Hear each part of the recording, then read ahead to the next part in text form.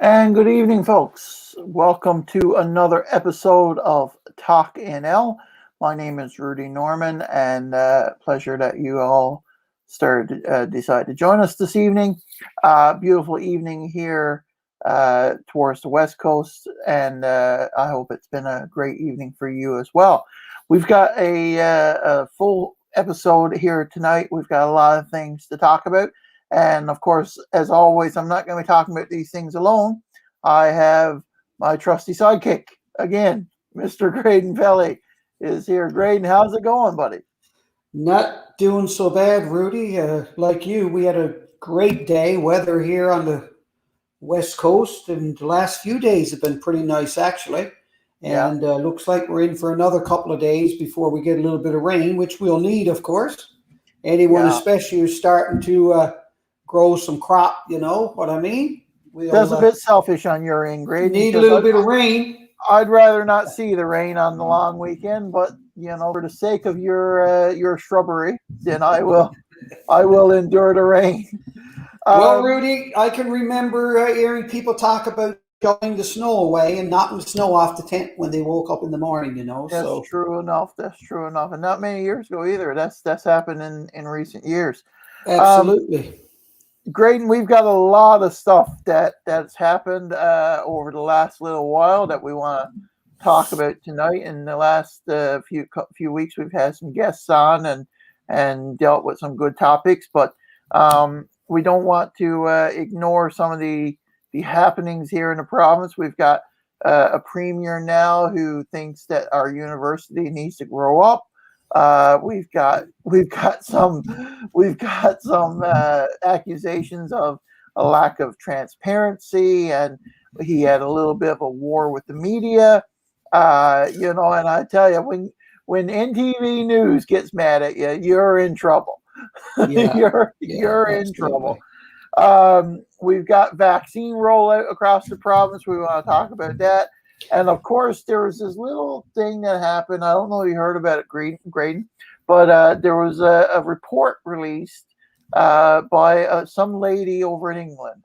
I heard about that. I heard a rumor. You might have heard about that, right? So we want to talk about that and a lot of other things that's going on. And but I want to start with our beloved premier, because like I said, he has been in some hot water lately. He has been accused of lack of transparency.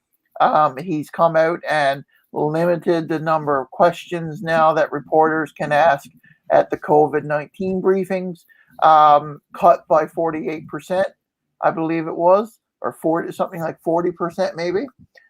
So that's, that faced heavy criticism from the media, because that's less opportunity now that they can ask pressing questions and get answers from the premier and from Dr. Fitzgerald and whoever else is present.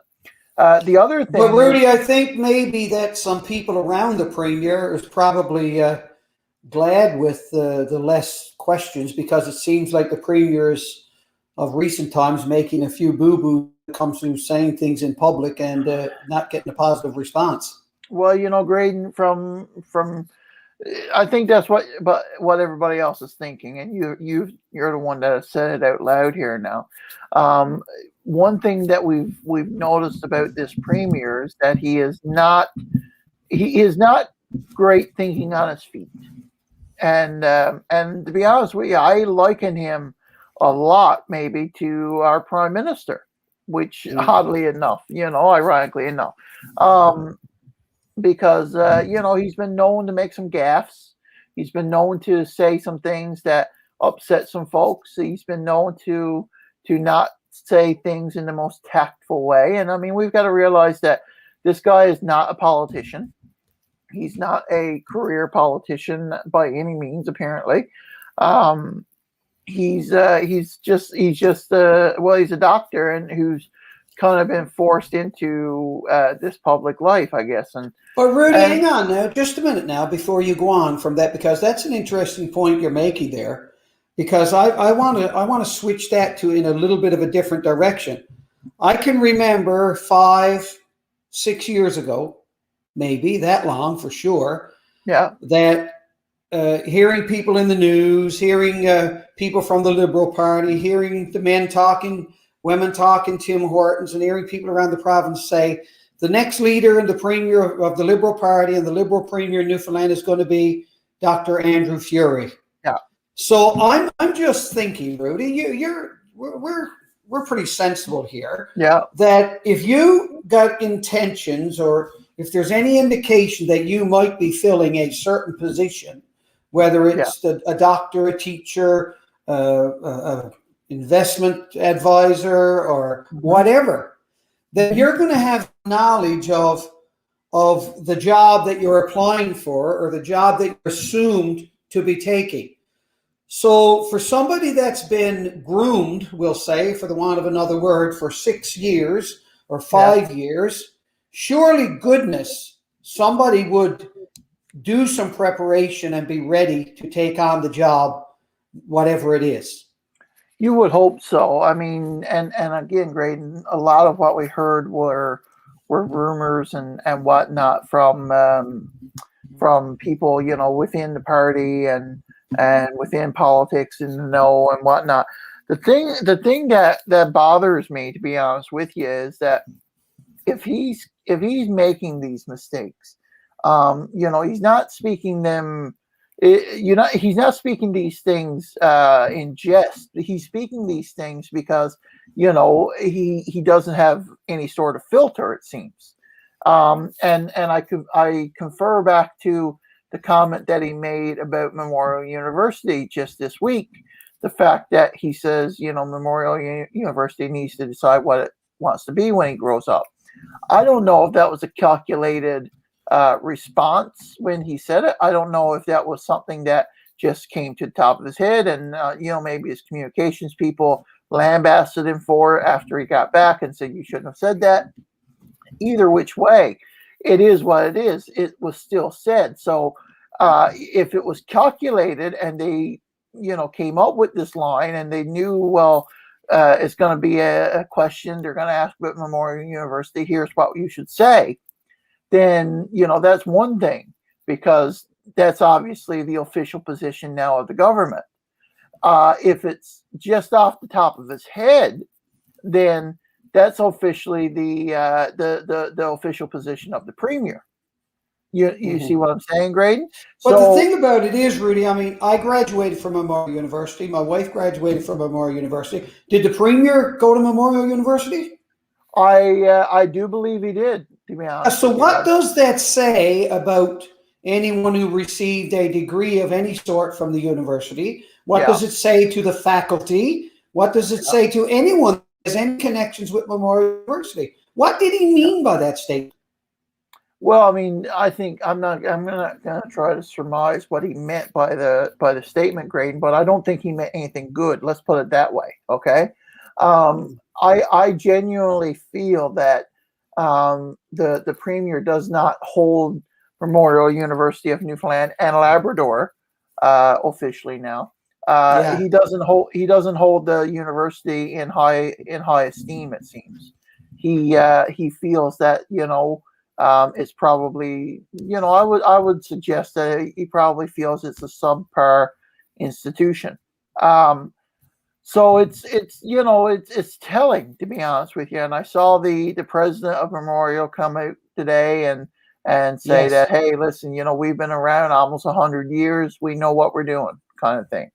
But it's, I would hate to see, Graydon, an argument. I mean, you know, is this what we're going to be faced with now? Are we going to have a premier and a government here now that's at war with the media, at war with Memorial University? According to the Green Report, they're probably going to be at war with the unions. It's you know, like, do we really need this adversarial style of government again now? Like, is that really where we're headed? Because it feels like we've got just a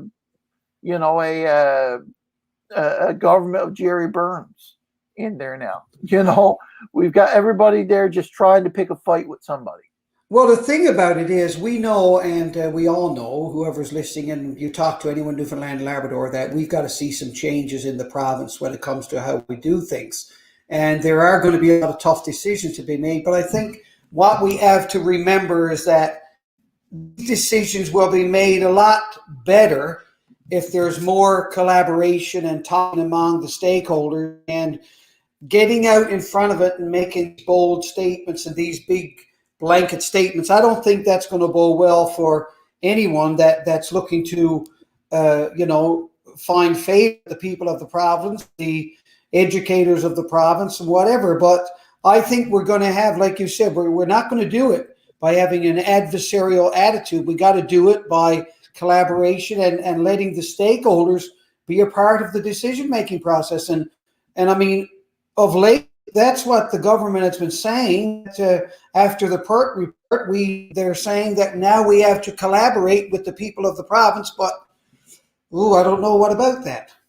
Yeah, it's going to be interesting, and I'm unfortunately not optimistic.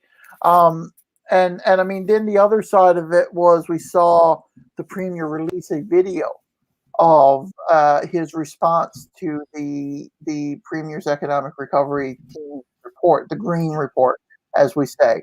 And so he released this video, 8 minutes long, wanted to put it on the news, and basically expected the news outlets, I mean, CBC and NTV, and expected them to put this 8-minute video live, uncut, unedited, and just let him spout his rhetoric.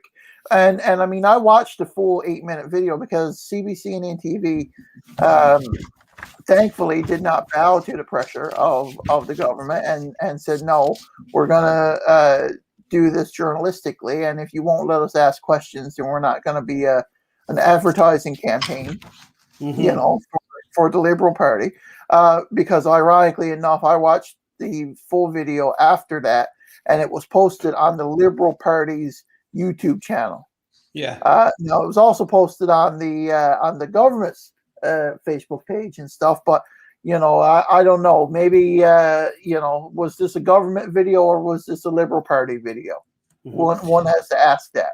So I did watch it, and I mean, to me there was much said about nothing. It was just a come on team, rah rah, we can do this type of thing. But I mean, at the end of the day, like I said, that's rhetoric. That's rhetoric to me.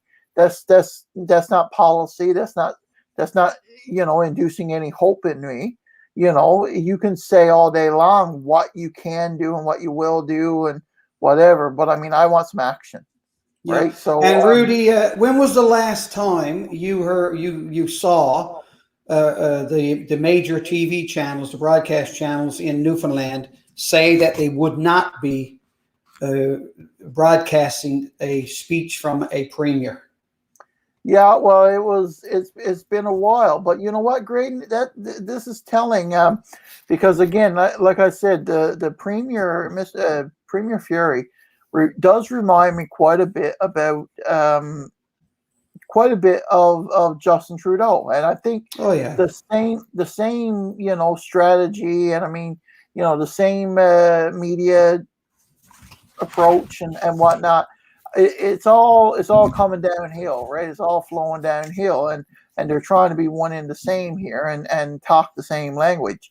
And there a little while ago, I remember when Justin Trudeau basically called for an address to the nation, and you had all of the news stations, like the national news stations, CBC, CTV, Global, they all interrupted primetime cable, news, cable programming and stuff, and went live to Justin Trudeau giving this quote unquote address to the nation. And I remember watching it at the time because, there was talks around the same time that there might be a federal election. And at the last hour, the NDP worked out a deal with the Liberals on something or another and said, well, we'll work with you and we won't call a federal election. But at the time, There was a very real possibility that there might be a federal election, Mm-hmm. and I remember just yelling at the TV because basically it was an infomercial. It was Yeah. It was Justin Trudeau's infomercial. He was talking all campaign rhetoric. He was much the same thing, as Andrew Furey was, and I mean, I don't understand why Andrew Furey did it because I mean he won the election once, supposedly, allegedly. So I don't know why he wants to. I don't know why he wants to release a propaganda video on NTV News at 6 o'clock. But anyways, he tried to do it anyways because I guess his big brother Justin tried to do it as well. So I mean, at the end of the day, this strategy, thankfully, is not working for either the federal Liberals or the provincial Liberals because it seems like the media is just not falling for it. And Rudy, during that 8-minute speech, I mean, basically, the Premier just repeated and told us facts about what's going on in Newfoundland and Labrador.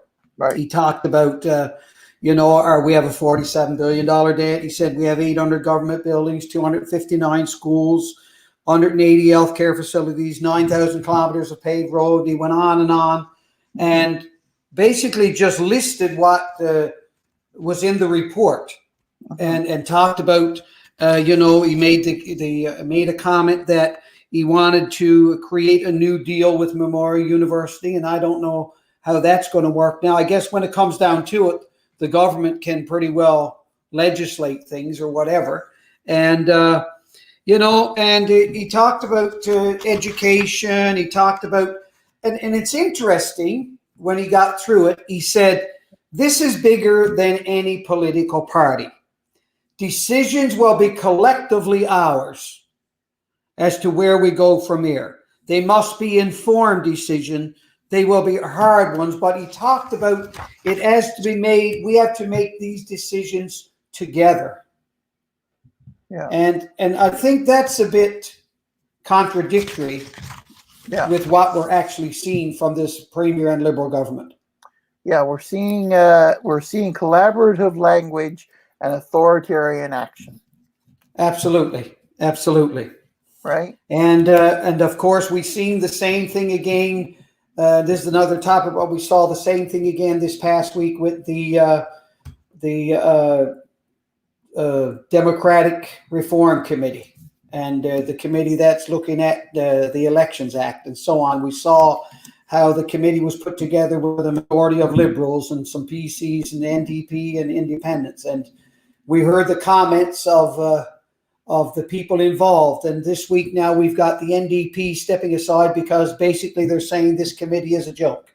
It's just making people think we're doing something. Yeah. And I mean, that's the thing. A lot of I'm just going to bring this up here now, Graydon, since you mentioned it. So I mean, Jim Dinn, has stepped down. Jim Dinn was the NDP representative on the Democratic Reform Committee, and basically the opposition House Leader for New Democrats is classifying some of the reasoning Justice Minister John Hogan has given for not making changes to the makeup of the Elections Committee as weak and lame. So there's a couple of words for you from Jim Dinn. And the thing is, I have great respect for Jim Dinn. I know Jim Dinn quite well, worked with Jim Dinn for a number of years. And I got to say, I'm disappointed that he's not on the committee, but I fully understand, knowing Jim, I fully understand why. I think that Jim feels that he could be of much more use somewhere else, doing work on behalf of his constituents and the province than sitting on a committee and listening to things being said that's really not going to make him a whole lot of difference. Yeah, I understand, and I don't disagree with Jim Dinn, to be honest with you. At the end of the day, Graydon, the Liberals have, inserted themselves into this committee as a majority, and they've, done it in an authoritarian way, almost trying to push their power together, push their power through. saying that they've got a majority government, which again, whether or not that's even legitimate is debatable. Helen Conway Ottenheimer is the PC member on the committee, and she's asked that there will be a full investigation, independent investigation into the election results. So she says that must take place. Current processes underway won't do that. So I mean, she's just one voice here and now. I mean, we do have the independent member, Paul Lane, is on there. But I mean, at the end of the day, I don't see much hope for this committee, to be honest with you. The bottom line is what comes out of this committee and the recommendation is going to be liberal policy again. Right. Liberal ideas, and that's what's going to survive, right? Right. Great. And you mentioned the PERT report. I mean, I like that finally someone is talking about our debt. Yes, absolutely. We've been saying for the last several years the fact that we need to talk about our debt. That's our most pressing issue. Like you said, 47 billion. And everyone can say, well, that's all Muskrat Falls or whatever, but actually it's not. About 28% of it is Muskrat Falls. So, I mean, that goes to show you there that, and I mean, the PERT report did address this, the fact that there is some systemic issues that brought us here that did not include Muskrat Falls. Yeah, absolutely. Yeah. And that was clearly pointed out. I mean, when I look at the numbers, Rudy, when you look at the numbers, the dollars, I mean, our expenditures, the report says, have grown from 4.97 billion to 8.97 billion since 2005, an 80% increase. I mean, I suppose really, Rudy, for us people outside of government who hasn't been dealing with it and part of it, we can hardly imagine these numbers when it comes to a debt. It says the province will add at least another 7 billion to its debt over the next 6 years, and that is 2 billion more than what was added during the first 45 years of Confederation. So, I mean, we're looking at what's the big number? 47? Yeah, 47 billion. 47 billion in debt. I mean, obviously, anyone who's thinking about Newfoundland and Labrador and its future, something has to be done. Yeah. Some tough decisions have to be made. We know that. But again, I think that it's not fair for all Newfoundlanders and Labradorians to be told, now this is what we're doing. People have to be a part of the conversation. Yeah. And one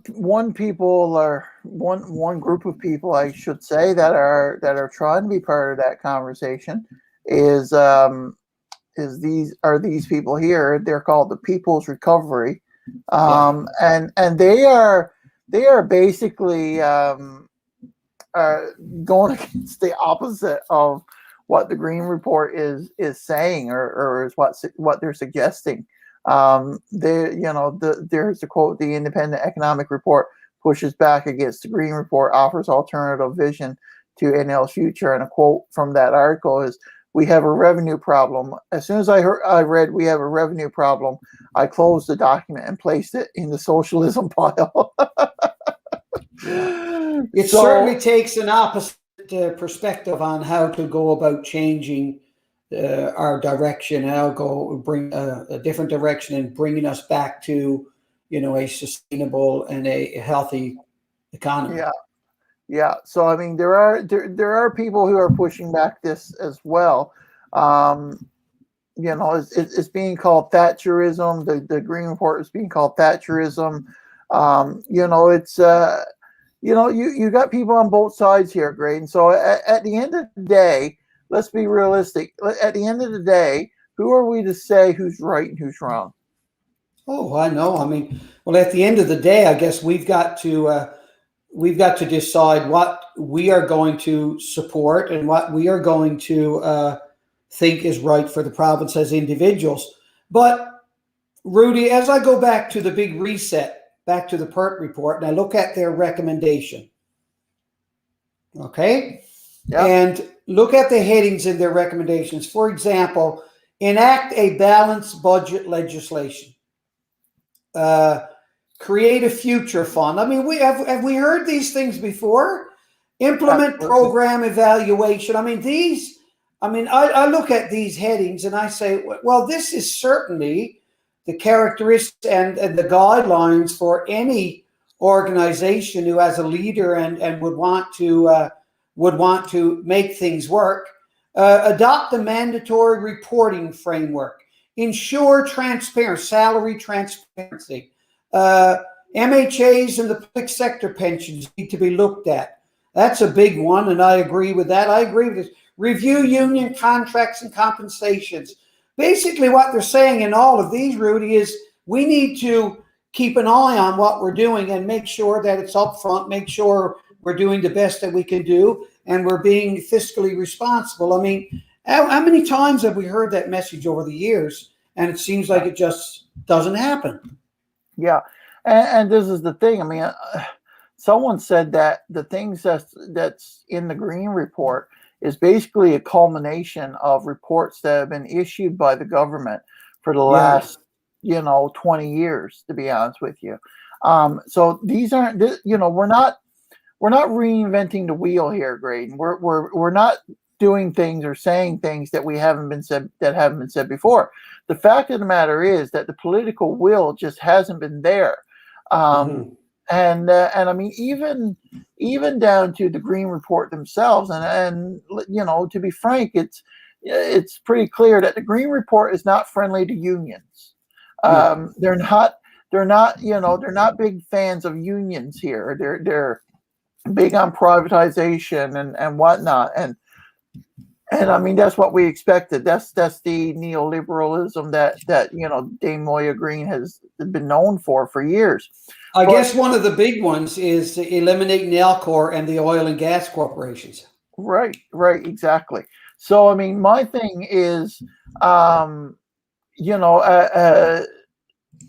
she even said that the previous administration under the Ball government, allegedly, and this is in the report, that they tried to cut spending and they tried to balance the budget and they tried to reach targets of attrition and whatnot.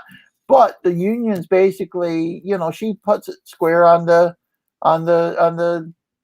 shoulders of the unions, saying that the unions just weren't gonna have it. They wanted their raises, they wanted benefits, they wanted new deals, and so on and so forth.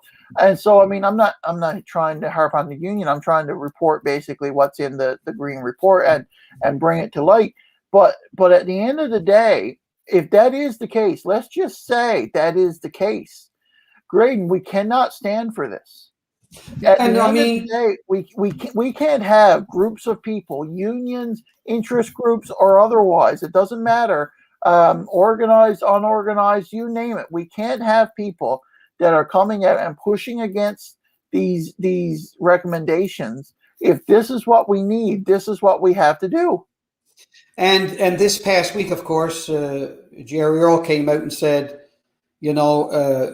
their union is not interested in sitting at a table if the government is looking at going back on things they've said or demanding cuts and changes to the workforce. So they're not going to sit at the table. They're not going to be negotiating. But in all honesty, I mean, let's face it, we've all got a role to play here. Every single one of us, we've all got a role to play here in helping. If we want Newfoundland and Labrador to turn itself around and become healthy fiscally again. And we've all got to do our part. And I think that we've all got to be willing to sit down, talk about it as mature people and say, look, what is the best way forward? How can we make this work for Newfoundlanders and Labradorians and not put us yeah, there's going to be some of us are going to feel like, we've been slighted, whatever. But I think if we do it right, everybody is going to see that it's best for Newfoundland and Labrador. But in the process, there's going to be some pains. Yeah, exactly. I want to switch gears a little bit now, Graydon, as well. I mean, one of the big stories that came out actually today, it was announced today, we've now got about 50% of the province, eligible people in the province, now vaccinated. We've got a little over 200,000 people. Yeah. Fantastic. Now that have at least their first dose. Now, you and I are proud to say that we are two of those people. Absolutely. But I wonder now, I mean, vaccinations are open for anybody 12 years or older. How are you feeling about, what are you hearing with response, and are you hearing many people that are saying, I won't get vaccinated? Well, I mean, the people that I'm closest to and people that I work with, and I mean, the majority of them have been vaccinated or has made their appointments or plan on.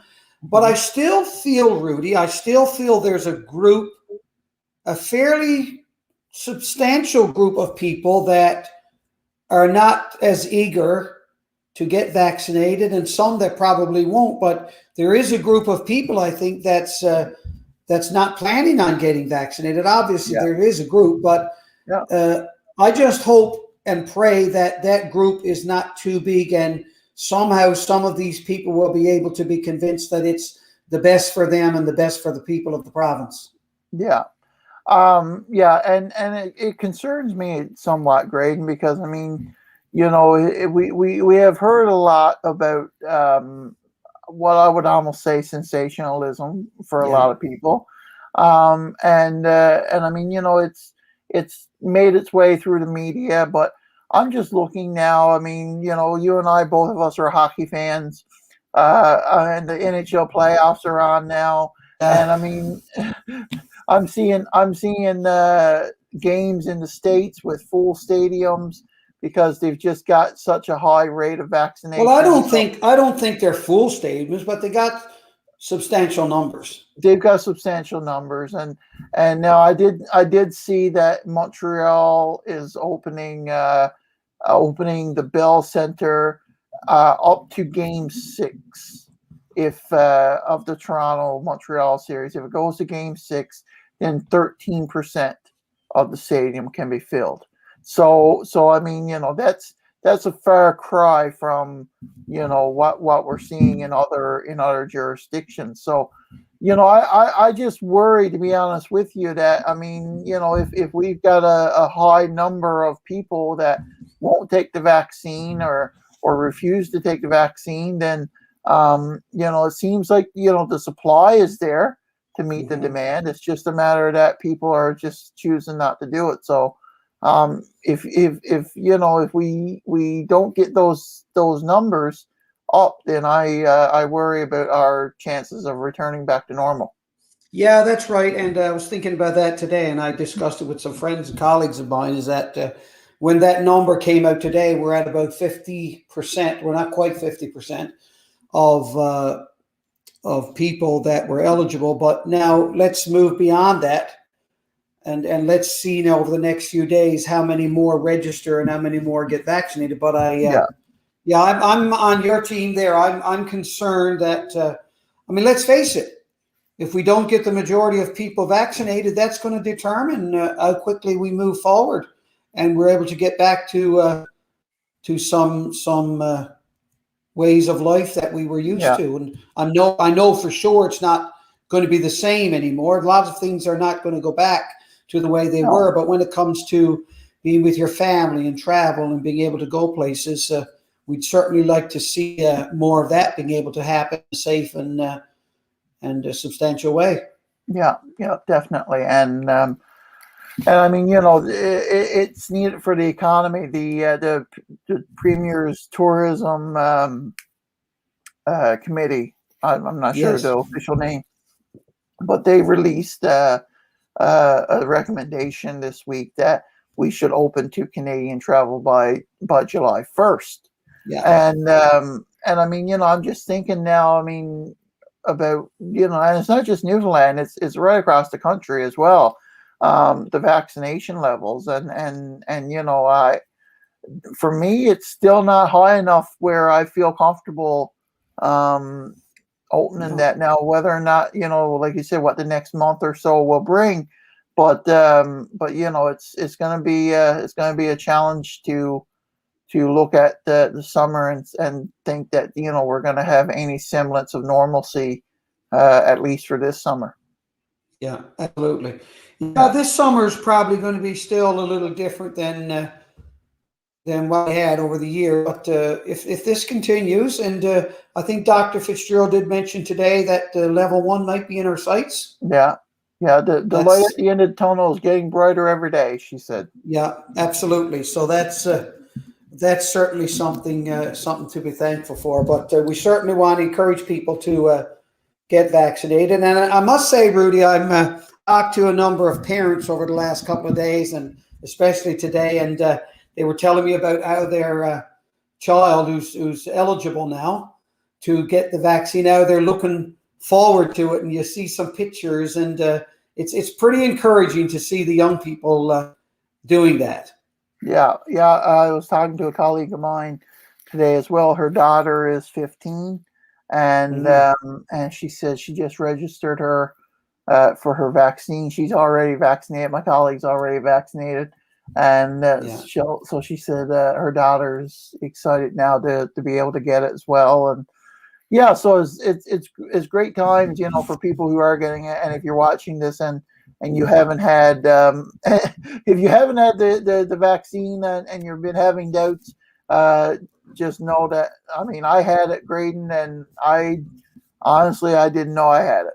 I didn't have any side effects or any symptoms or I'm hearing that reports from a lot of people. Yeah. I was going around making a joke and telling people that I don't think mine worked.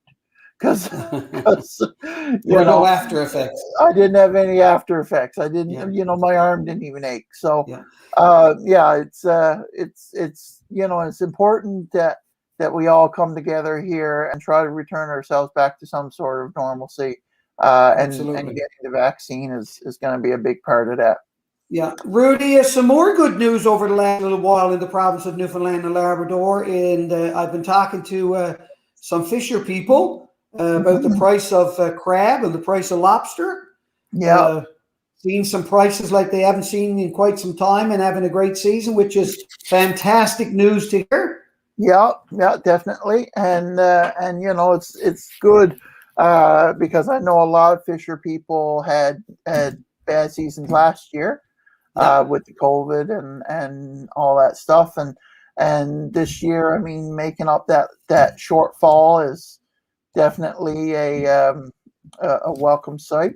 Obviously, there's always frustrations, and looks like there are some limitations with the buyers and all that stuff, and some of the companies that are basically setting when fishermen can go out and get the product, and those are always frustrations. But I mean, aside from that, I don't think anyone is suffering too much from it. And so it's good. It's good to hear that they're having a good year. Yeah, Rudy, we want to certainly, we're getting in towards our May 24 weekend now. Yeah, and a lot of people are going to be heading out on the highway and off to camping. And this is probably a rare occurrence in Newfoundland and Labrador. The weather looking to be, we're going to get some rain later on, but starting off, it looks like it's going to be a nice time to get out and get on the highways and go traveling to campsites. But we certainly have been reminded over the last while that be safe on the highway. Make sure you're paying attention to the rules of the road. Don't text and drive. Don't be distracted, but keep focused and arrive safe and sound. Absolutely. And that's a good note to end this on, Graydon, because people are definitely, enjoying the nice weather this evening and in lots of places of the province. and I'm excited that deck season is coming, Yeah. and fire pits and stuff are going to be fired up again, and obviously within public health guidelines and doing it safely and stuff. So definitely, like you said, stay safe this weekend, and arrive alive, and enjoy the rest of the summer. There's a long summer ahead of us that we can definitely enjoy. And Rudy, we're going to have a special program next Wednesday evening.